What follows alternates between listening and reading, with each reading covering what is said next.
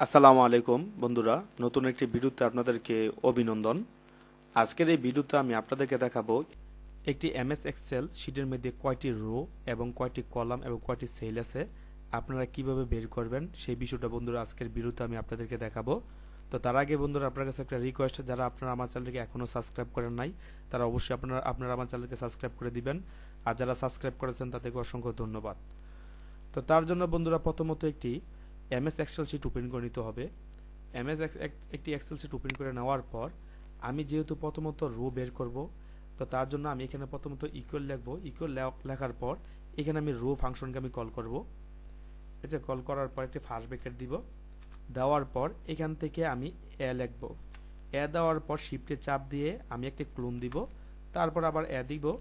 এ লেখার পর এখান থেকে আমি ফার্স্ট ব্র্যাকেট ক্লোজ করব, ইন্টারে ক্লিক করব। এই যে দেখুন বন্ধুরা, আমার এই এক্সেল শিটের মধ্যে কয়টি রো আছে সেটি কিন্তু বের হয়ে গেছে। তো এখন কলাম বের করার জন্য আপনারা ইকুয়াল দিবেন। ইকুয়াল লেখার পর এখানে কলাম ফাংশনটাকে আপনারা কল করবেন। এই যে এখান থেকে কলাম ফাংশনটাকে কল করবেন। কল করার পর আপনারা 1 দিবেন। 1 দেওয়ার পর শিফটে চাপ দিয়ে একটি ক্লোন দিবেন। ক্লোন দেওয়ার পর আবার 1 দিবেন। দেওয়ার পর ফার্স্ট ব্র্যাকেট ক্লোজ করবেন, ইন্টারে ক্লিক করবেন। যে দেখুন বন্ধুরা, এই এক্সেল শিটের মধ্যে কয়টি কলাম আছে সেটি কিন্তু বের হয়ে গেছে। তো এখন আমি সেল কয়টি আছে সেটাকে বের করব। তো সেটাকে বের করার জন্য আপনারা প্রথমত এখানে ইকুয়াল দিবেন।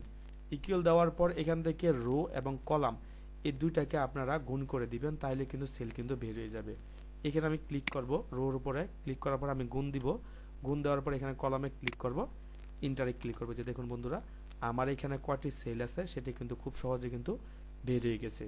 তো এরকমভাবে বন্ধুরা আপনারা যে কোনো একটি এক্সেল শিটের মধ্যে কয়টি রো এবং কয়টি কলাম এবং কয়টি সেল আছে বের করার জন্য বন্ধুরা আপনারা এই সিস্টেমটাকে ফলো করতে পারেন। যদি বন্ধুরা ভিডিওটি ভালো লাগে তাহলে অবশ্যই আপনারা আমার চ্যানেলকে সাবস্ক্রাইব করবেন। আসসালামু আলাইকুম।